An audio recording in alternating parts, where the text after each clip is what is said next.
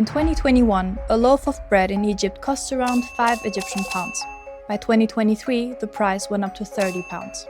In Lebanon, people were even lining up at bakeries at 4 a.m. in the morning, and not because there was a war in their country, but because of a war in Ukraine. How come that a conflict thousands of miles away reshapes what a family in Cairo eats for dinner? And most people have no idea why this happens. Some blame the government, some blame corporations, others blame greed. And of course, some of those things do play a role. But the real answer is supply and demand.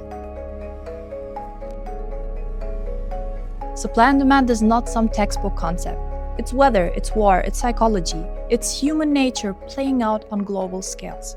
And by the end of this video, you will look differently at everything. Your gas bill, your grocery bill, your electricity bill. Completely different. Before we dive into any deep concepts, we need to understand the basics first. So number one on the list are commodities. Think of a commodity like a raw material. It's something that the world needs to function. Think of oil, natural gas, wheat, corn, gold, silver, copper. What sets them apart from basic products is that they don't have a brand. So for example, a barrel of crude oil from Saudi Arabia has the same value as a barrel of crude oil from Texas. And what also sets them apart from products is that they're interchangeable or fungible, how we like to say. And because we all need those commodities, those prices actually affect everything downstream. As we have seen the last couple of weeks, when oil prices go up, shipping costs also go up, manufacturing costs go up, even the cost of packaging goes up. So when you go to the restaurant and the pizza suddenly gets more expensive, it's not because the pizza is more worth. It's actually because the flour which it gets from Ukraine is now more expensive to transport. The cheese on the pizza is also more expensive because some farmer needs trucks to transport the cheese from the farm to your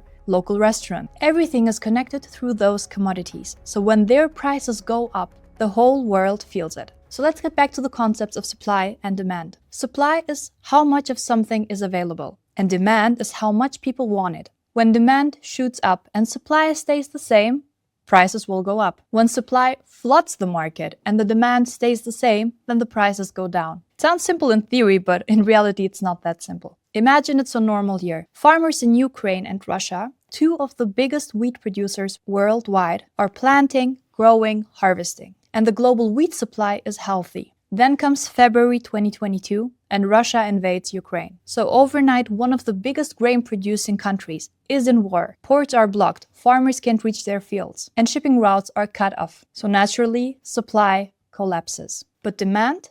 Demand doesn't care about war. 8 billion people still need to eat bread. So what happened to the price of wheat globally? It jumped up 60% in value. And that's the power of supply and demand playing out in real time with real consequences for the people worldwide. Now you might think that commodity prices are purely mathematical. Charts, algorithms, production data. But in reality, markets are deeply, disturbingly human. Let me explain what I mean. Imagine you're an oil trader. You wake up one day and you see that the news show that there's some major political tension in one of the biggest oil-producing countries. Up until now, nothing has happened. No productions have been cut and no supply has been disrupted. But you think that it might happen. So what do? You buy early before the price goes up. And so does every other trader reading those exact news. And collectively, because everybody expected the price to rise, the price rises. And the exact same thing happens with food. If some weather forecast would predict some major drought season in some big wheat-producing country, then futures traders start buying wheat contracts immediately, even before a single crop fails. Their collective fear is enough to push the prices higher. Economists call this expectation-driven prices, and it's one of the most powerful forces in the commodities market. So markets don't only react to current reality, but also to anticipated reality, which means that sometimes the prices move solely on stories and emotions and not on actual shortages. And this is why understanding the market psychology is just as important as understanding the current economic news or the market technical fundamentals. Okay, here's another thing that blew my mind when I learned it. Have you ever noticed that when the US dollar gets stronger, gold prices tend to fall? And also vice versa. So when gold prices rise, the US dollar tends to fall. And of course, this is not a coincidence. It's because most of global commodities like oil, silver, copper, wheat are linked to the US dollar. Which means that if the US dollar gets stronger, other countries need more of their local currency to buy the same amount of commodities. Let's say you're a manufacturer in Japan. If the dollar strengthens against the yen, then buying copper suddenly costs more yen, even if the dollar price of copper didn't actually change. So what do? You buy less and thus demand drops. Flip it around. If the US dollar gets weaker, then commodities get cheaper, which means that demand goes up and thus do the prices. Think of it as a global seesaw. What lifts one end lowers the other. The practical takeaway from this is that when you want to know in which direction commodities will go, it makes a lot of sense to actually just look at the US dollar. This is why traders glue themselves to the Federal Reserve announcements, which also means that some Fed speech can actually influence the price of oil per barrel, even if nothing in the oil production actually changed. This is a good point to talk about politics, because you can't talk about commodities without it. So think of sanctions, wars, export bans, trade disputes. So these aren't just political events, they are market events, economical events. And the ripple effect of these can be staggering. Think about the Suez Canal in 2021. One cargo ship, the Ever Given, gets stuck sideways. And suddenly oil tankers, metal shipments, grain cargo, all delayed worldwide. So refineries in Europe can't get oil, Asian factories can't get copper, and global markets start reacting within hours. The world has become so interconnected that a single ship in the wrong place at the wrong time can cost the whole world economy billions of dollars. Okay, so let's say that the prices go haywire. Do the governments just sit back and watch? No, they do not. They usually try to intervene. Price controls, export bans, subsidies, or releasing strategic reserves. And sometimes it works, at least temporarily. For example, in 2022, when crude oil prices spiked up, the United States and many other countries released millions of barrels from their strategic reserve to cool down the prices. And this actually worked for a while. But an uncomfortable truth that the governments tend to hide is that this is only a delay of the inevitable. If you artificially try to hold prices down,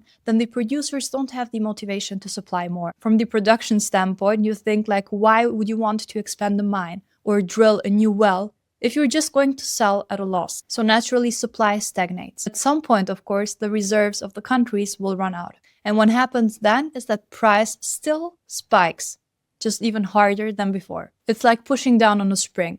The harder you push, the harder it will bounce back. So governments try to smooth out the bumps, but they can't change the underlying physics of supply and demand. Now let's talk about how commodities are actually traded, because most people have no idea. There are two key prices you need to know. You have the spot price, so what you would pay if you would want to buy the commodity at this time right now. And then you have the futures price. So you have the price that a trader would pay if they want to buy the commodity at a specific date in the future. Futures markets exist because both sides need some type of security. For example, an airline doesn't want to guess the jet fuel prices in 6 months. So they buy a futures contract locking in the price of today. Similarly, a farmer doesn't want to harvest their crop just to find out that the price has crashed. So they sell the futures before they harvest, and this way their price is secure no matter what the market does. So it's basically insurance for both sides. But here is where it gets spicy. Futures market also attract a lot of speculators. So traders who have never any intention on touching any barrel of oil or wheat. They just want to bet purely on the price movement. And collectively, these traders amplify everything. So when they expect prices to rise, they will go in with a buy position, accelerating the price rise even more.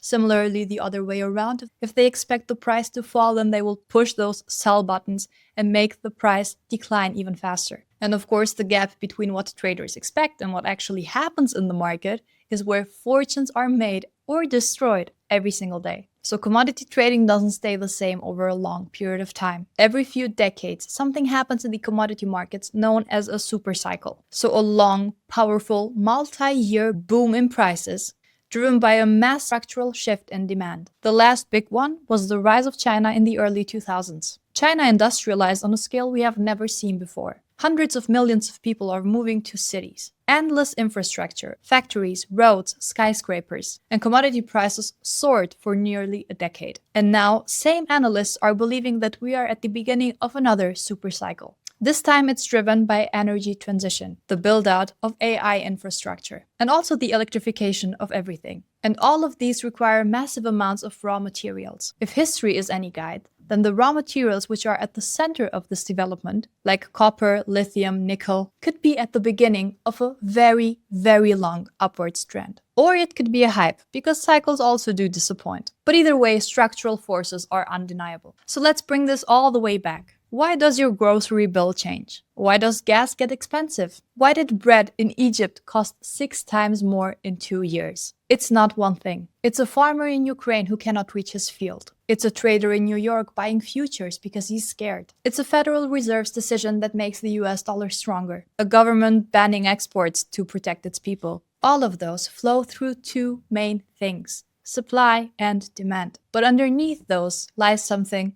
much more basic: human nature. Greed, fear, hope, optimism, panic. The commodity markets isn't just numbers. It's a reflection of what humanity values, needs, or fears. And once you understand that, you will never look at a price tag the same way again. If this video changed how you view the world, then share it with someone who needs to hear it too. And if you do want to go deeper on this stuff, then hit subscribe. We cover global economic markets and forces that shape your life in ways that you never expected.